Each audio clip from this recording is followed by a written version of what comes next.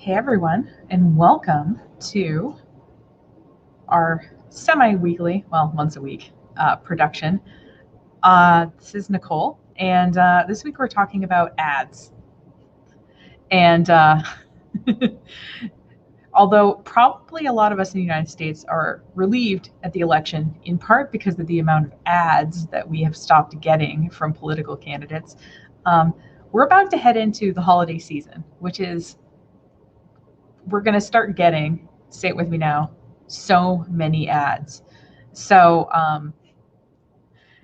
what I want to talk today a little bit about is basically if you were a marketing D-bag, how you would do ads and how to do ads in such a way that you can make sales without annoying your customers. So first of all, again, my name is Nicole. I've got about 12 years of experience in online marketing stuff. So feel free, if you have a question or a comment or something, you can leave it on this video, or you can also email it to me.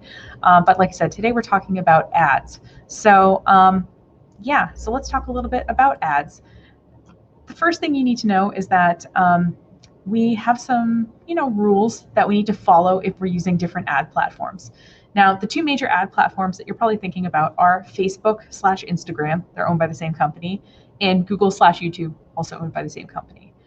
And there's lots of other ads too. You can do ads on different websites, content distribution networks, search engines, that kind of thing. And what you need to know with all of these ads is they are bid based. And what that means is that, let's say that you sell socks. I don't know why I'm thinking of socks right now, but I am. And let's say that your socks cost $20 and you're willing to pay up to $1 for someone to click onto your website. And let's say someone else who's selling socks is also targeting your same demographic, but they're willing to pay $2 for a click. Guess who's going to win that ad? You guessed it. The person who's willing to pay more is going to win. That's why around this time of year, which I call the Q4 WTF, is that in Q4 of any year, ad costs go up because everybody is buying ads for the holiday season. And like I said, it's bid based, so whoever's willing to pay more, they're going to get their ad shown. So what's a ethical business owner like you to do? You want to sell things, but you also don't want to annoy people. So the main thing to keep in mind is that in terms of you're thinking about buying ads, right now, if you're watching this live, or if you're watching this within a week or so of it going live, now is a really good time to buy ads. And here's why. The election is over, so they're not driving up spending.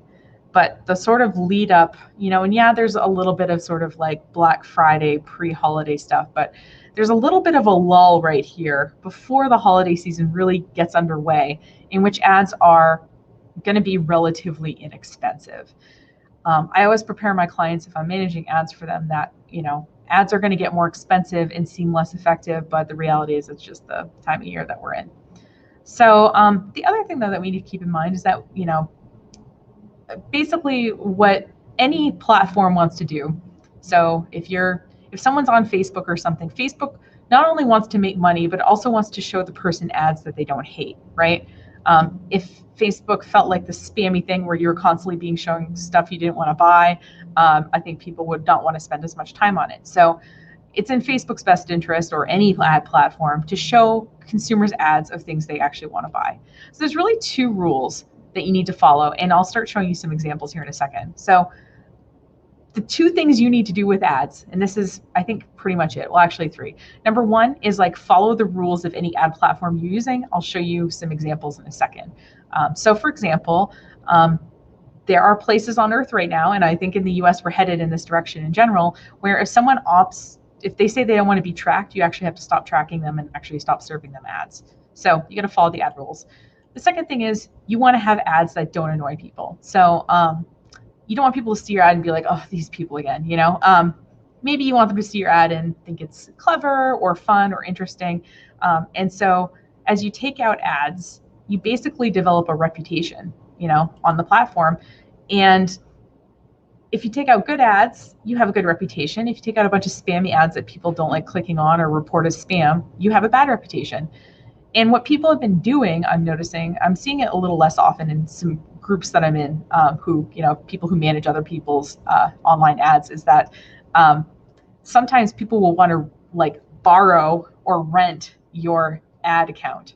So like, let's say that I've been running really great ads.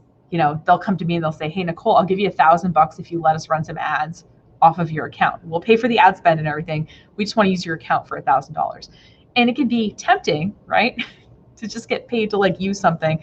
But the reality is that it's because these people have a bad reputation, and they need to move on to somebody who has a good reputation. So yeah, so let's take a look at some of this stuff, because I think it's a little bit easier to see some examples of things. So, all right. So this, there was a law passed in the European Union, I don't know, like 2 years ago, called GDPR. I think that's what the law is called. The basic thing is that you have to provide certain information to people when they visit your website about how they're being tracked. So if you're tracking people like on your website, if you're collecting information from them via cookie, you have to tell them that you're doing that. Number one, you have to tell them, and you have to tell them what that information is being used for. And number two, you have to let people opt out of being tracked if they want to opt out of being tracked.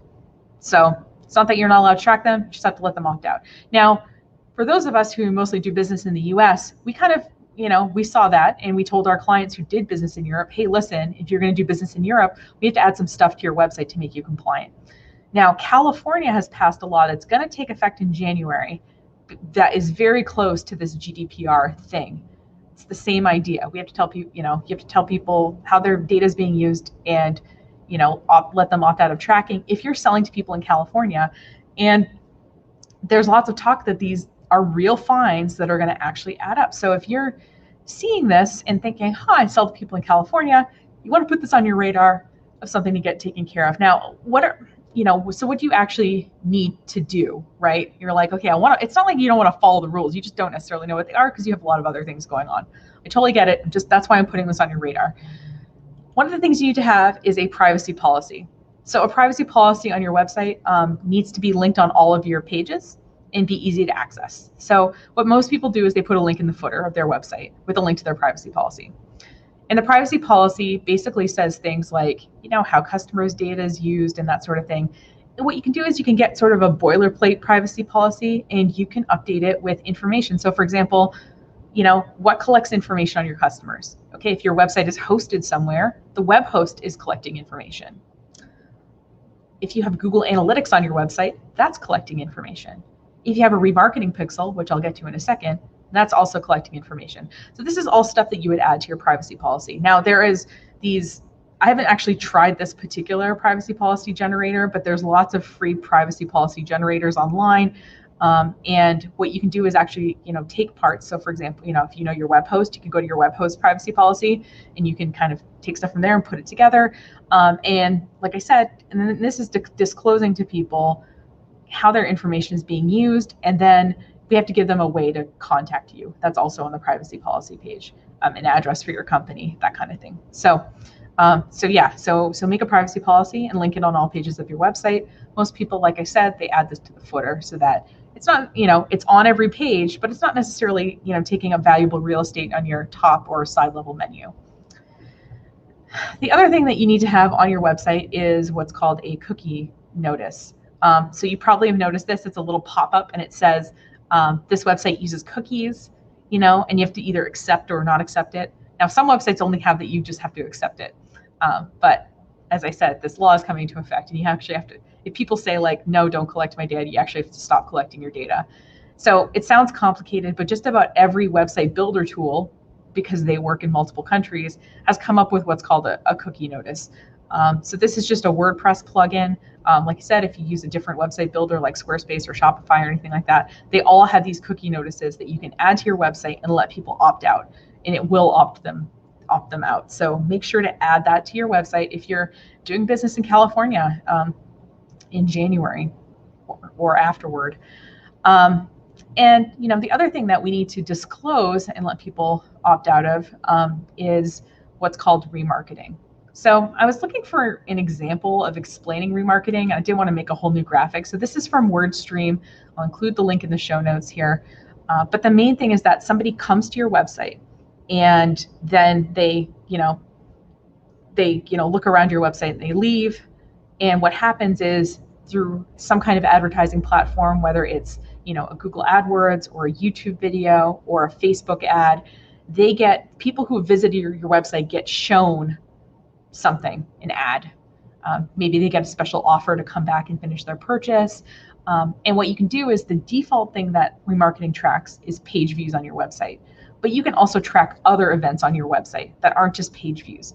So for example, and I just pulled up, so this is, I'm showing you guys, so this is my Facebook Business Manager, and this is a remarketing pixel on my e-commerce site. Now, as you see, it's showing me some data, but it's not like it's going to tell me who's coming to the website, right? Like, it doesn't want me to know that. It wants me to buy an ad to these people. But I can see, we have page views. I also had people filling out the contact form, people making a purchase. So you can create events, someone who adds something to the cart, but doesn't check out. So these are all events that I can track, and I can take out ads to people who have looked at specific content or taken specific actions. So this is something, like I said, you set up with your remarketing pixel. These pixels are free, and it's funny, people are like, are the pixel free? And I said, yeah, but I mean, you still have to take out an ad. The ads aren't free. And in terms of if you're paying for ads, like you're paying Facebook, you might pay someone like me to manage them or to create, creative for you, create videos or images to go with your ad, but you're not, like I said, this ad money it's not coming to me. It's going to Facebook.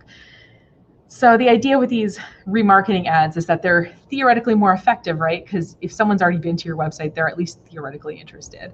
And if you ever want to see, by the way, if a website has remarketing on it, so I just pulled up my e-commerce site here. I'm not at the top of my browser bar, I have this little, it's called Facebook Pixel Helper. So as you see here, the Pixel Helper is telling me that there is a pixel on this website and it is collecting data. There's also one called Google Tag Manager that will tell you if there's a Google remarketing pixel on a website. So if you're not sure whether, if you installed a pixel and you're not sure if it's like working correctly, you can just put that in your Google Chrome browser and you can actually see like which website, if your website is actually collecting data or not for remarketing. So, if you're remarketing to people, like I said, you can take out ads to them if they've taken specific actions or if they haven't taken specific actions. And what you want is obviously these ads to make sense to those people. So for example, I got an ad once where, I had already bought a book. So I bought this book from an author, and it was telling me to buy the book. And I was like, I've already bought it. You know what I mean? And so I felt like, whereas, I had bought I guess I buy a lot of books is the moral of the story. But I bought another book, and this other author took out an ad that said, oh, hey, thanks for buying my book. Here's this bonus resource that you might enjoy, which I thought was like, oh, but felt nice and thoughtful and stuff. So yeah, so what you want to do is, like I said, you want to make sure that your page, has the things on it I just told you about, the privacy policy, the cookies policy, and and obviously you probably want to add remarketing because, if the big companies can do it, why not you? Oh, I did also want to mention, and I pulled this up too, if you're a more physical location, so people always ask me about this too. They said, Nicole, I want people to physically be near me or come to my place. And this is where what's called geofencing comes in. Now, full disclosure, I really don't do geofencing. I have a sort of passing knowledge of it. But the idea is that you can target people in a physical location. And, how do we know someone's physical location? Our location services are turned on our phones. So yeah, that's fun. So yeah, there is a way to market to people who have been to a specific location. It doesn't seem like this is a very necessarily cheap option, but it could be potentially a pretty valuable option depending obviously on what industry you're in or what kind of products you're selling. So, the kind of final thing that comes into play, and which I sort of alluded to in a don't let anyone use your good reputation, is whatever ad service you use, they actually rank the quality of your ads. So it's showing, when you check your, Facebook ads, it'll show you kind of how high quality people consider your ads. So if people are clicking on them, if people are, people are leaving comments, if people are sharing them, that kind of thing, this is kind of showing that your ad is more interesting. If it's a video and they watch, let's say it's a 10-minute video and they watch like over half of it, they're probably pretty interested, right? So it's yeah, it's important to like have ads that do effective things that people theoretically want to see. So and by the way, if you don't want to see ads, I just threw this one in here too. Google Chrome has an ad blocker extension. You see that it's right here. And what I can do is I can actually turn it on and off for certain websites. So once it's installed, and this is just the link I'm showing you, just like where you install it in Google Chrome. Once you install it, you can it kind of blocks ads for you so that you're not like seeing them all the time. So yeah. So I guess in short, folks, like it's totally okay to take out ads and it's totally okay to target people. But what you want to do is make sure that you're compliant and you're making whatever ad service you're using happy by following their rules.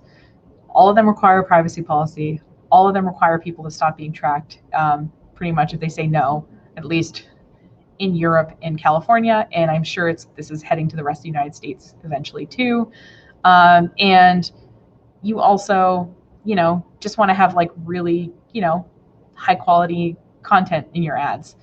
So, not spammy, you're not promising anything ridiculous, that it's, they're just inherently maybe useful on their own, or at least like fun or interesting. So, yeah. So as we head into the holiday season and take out ads, this is just a reminder that, there's lots of big companies that are taking out ads right now. And I get that a lot of people watching this are small companies. And that's not to say that you can't be successful with ads going into this period. I just want you to just kind of manage your expectations and follow the rules. Don't annoy people. And trust me, you'll be able to tell when they're annoyed because your ad performance will go down or people will report your ad. And don't let anyone in this period try to use your good reputation and like use your ad account to take out ads, because your good reputation once lost is gone forever.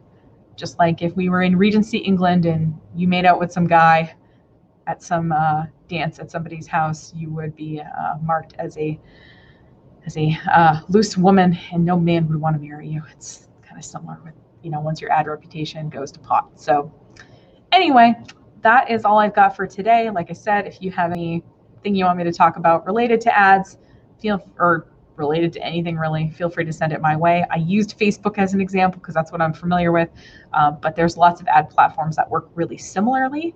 And feel free, if you want to kind of learn more about this sort of stuff, I have a free course that's on this website called 2020makesomemoney.com. And it kind of goes through stuff like this in a kind of slow, more methodical way. This is just me kind of 15 minutes sort of showing you around. And that is a little bit more in depth if you're interested in setting up an online business that's not a pyramid scheme or otherwise, I'm not promising you riches. I'm just promising you basically how to set up an online business that you can sustain and grow over time. So anyway, thanks again so much for watching. I appreciate it. I'll see you next week. I forgot what the topic is, but I bet it's interesting.